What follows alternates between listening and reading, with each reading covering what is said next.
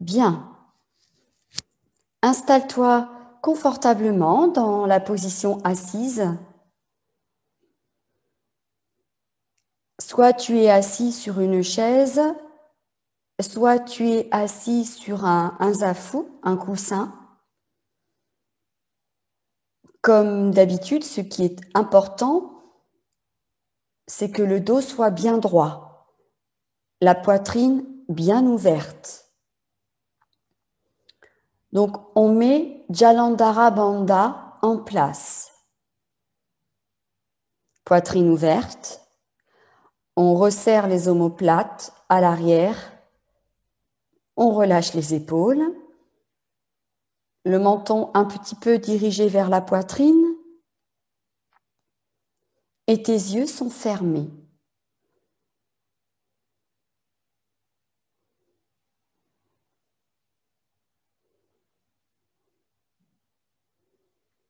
Prends conscience de ton corps assis là,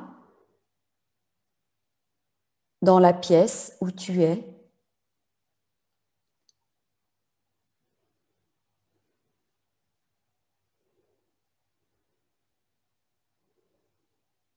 Prends conscience de ta respiration, observe-la.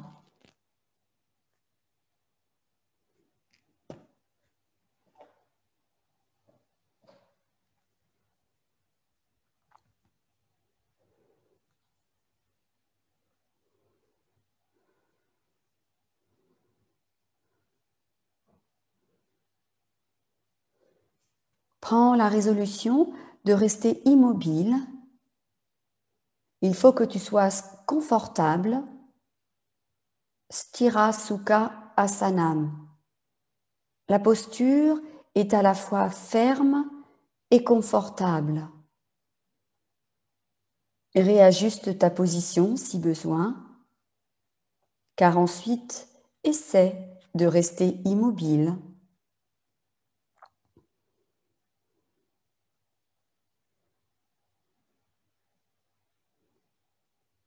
Notre cerveau est une extraordinaire machine à produire des pensées. Extraordinaire, mais très difficile à arrêter. Dès le matin, dès que nous nous réveillons, la production de pensées commence.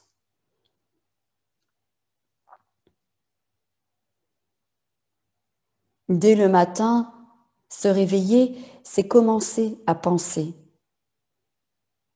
Ou en tout cas, être assailli par un flot de pensées. Les pensées qui nous parlent du passé, du futur, et moins souvent du présent.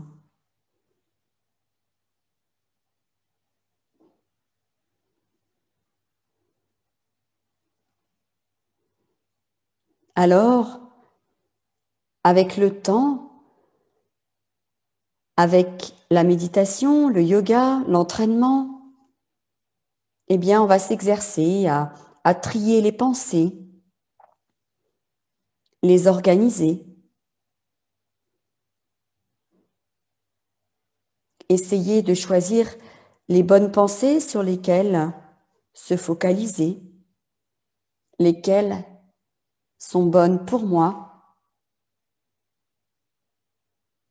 tout en essayant d'en écarter d'autres.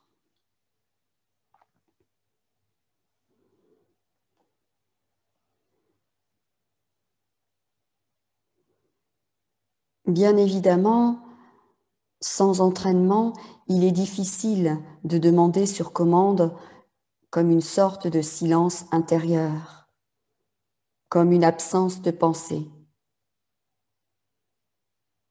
Cela se produit parfois, mais c'est par intervalle, par moment. Et puis le bavardage reprend.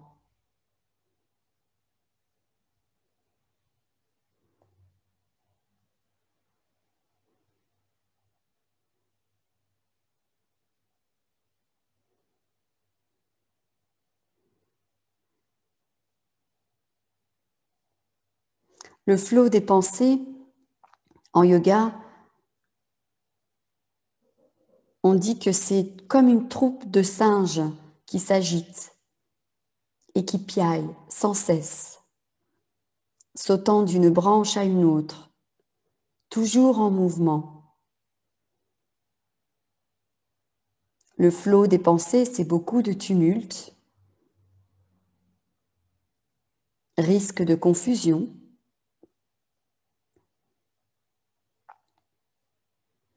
Ce mouvement est difficile à stopper, à contrôler.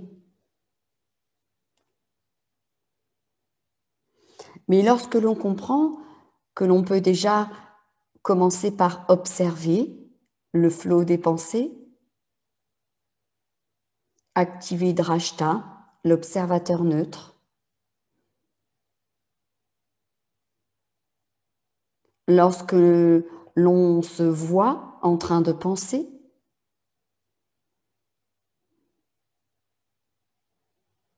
on met comme une distance entre les pensées et nous-mêmes.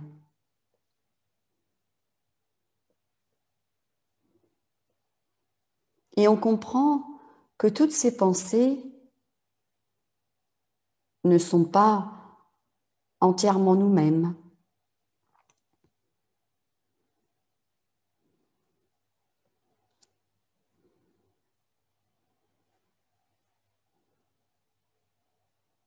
Inutile de chercher à supprimer toutes les pensées, c'est difficile, autant accepter, autant accueillir, autant les regarder de façon neutre. Ce qui nous appartient, c'est de choisir lesquelles nous allons pouvoir nourrir, lesquelles nous allons nous approprier. Inutile de chercher à bloquer nos pensées.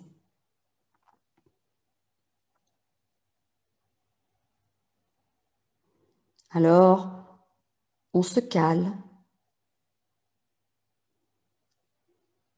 on se centre sur l'instant présent avec la respiration.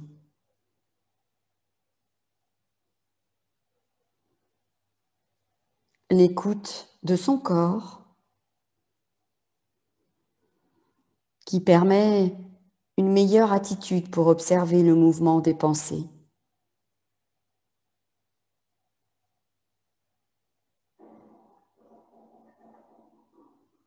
C'est un entraînement régulier.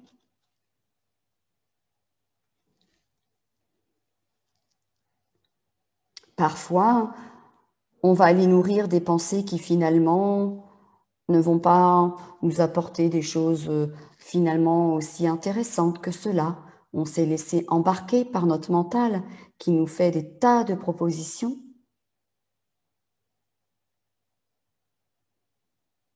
Mais ce n'est pas grave puisque c'est notre expérience. Tout est expérience personnelle.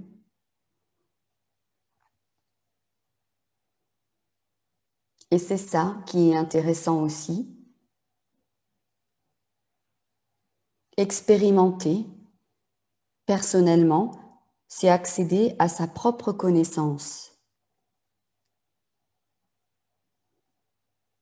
Alors oui, parfois, on va aller nourrir des pensées qui ne sont peut-être pas si utiles.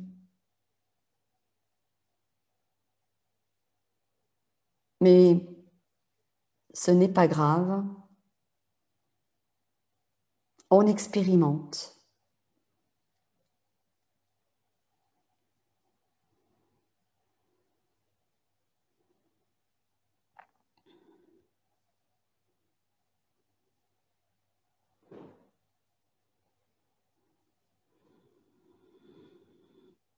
Concentrez-vous sur la respiration.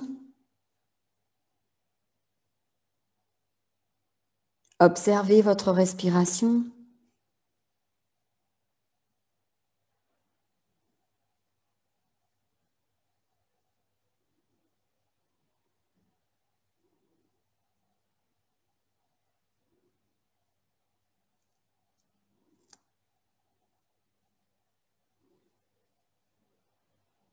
Finalement, les pensées, ne sont pas un problème.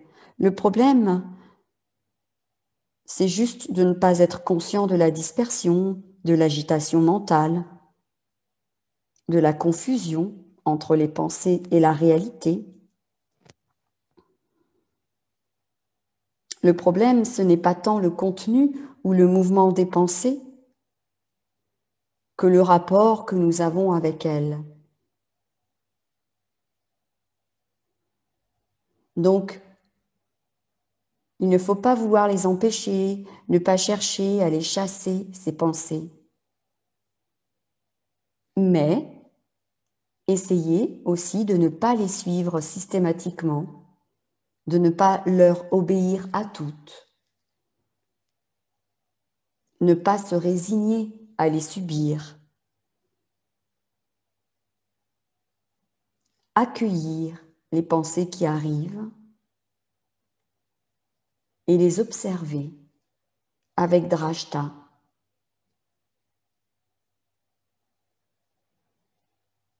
Les observer, c'est tout simplement cesser déjà de les nourrir, être présent, tout simplement.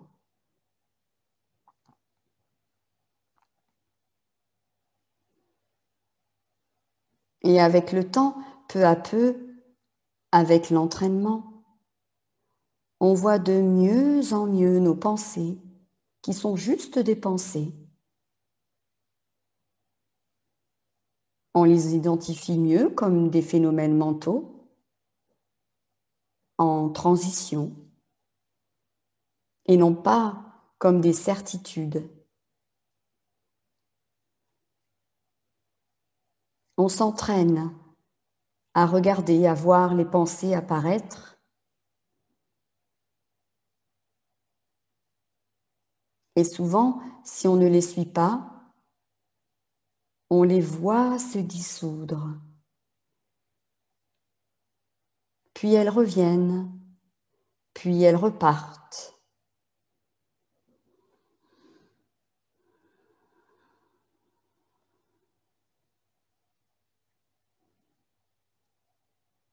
Seul l'entraînement, la pratique régulière et l'expérience peuvent nous aider à cette prise de distance envers le mental.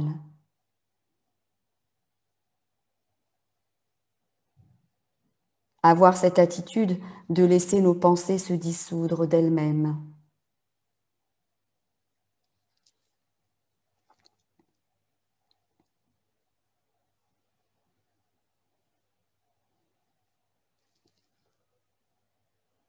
Prenez un temps d'observation neutre, un temps de présence à soi, immobile, tranquille.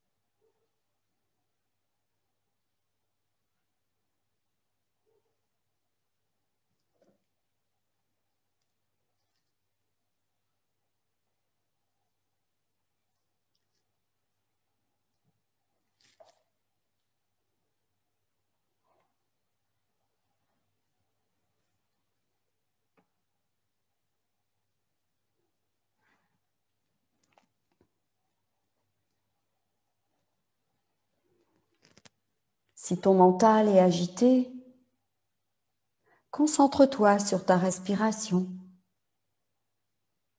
Tu peux par exemple compter. Tu peux par exemple compter dans ta tête en faisant en sorte que l'expiration soit le double de l'inspiration. Ainsi, tu occupes tes pensées, ton mental, tu attires l'attention du mental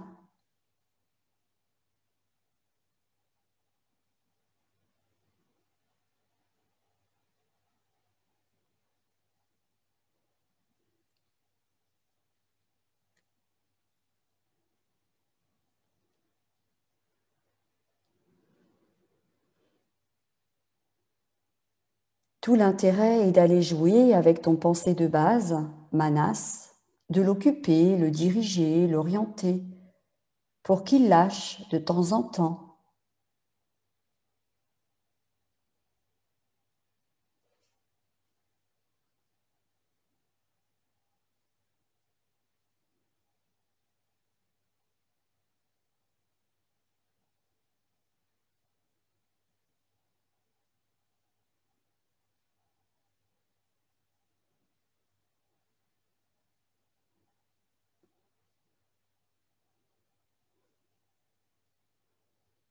Bien, pour terminer cette méditation, je te propose de prendre 3 longues et profondes respirations.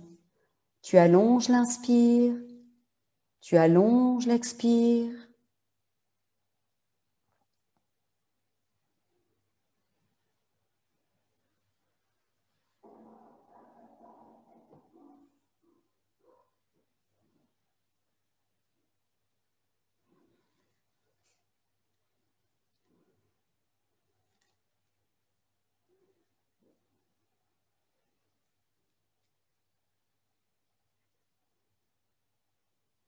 Et puis reprends conscience de ton corps physique assis là. Commence petit à petit à ramener le mouvement dans ton corps. N'hésite pas à t'étirer, à bâiller.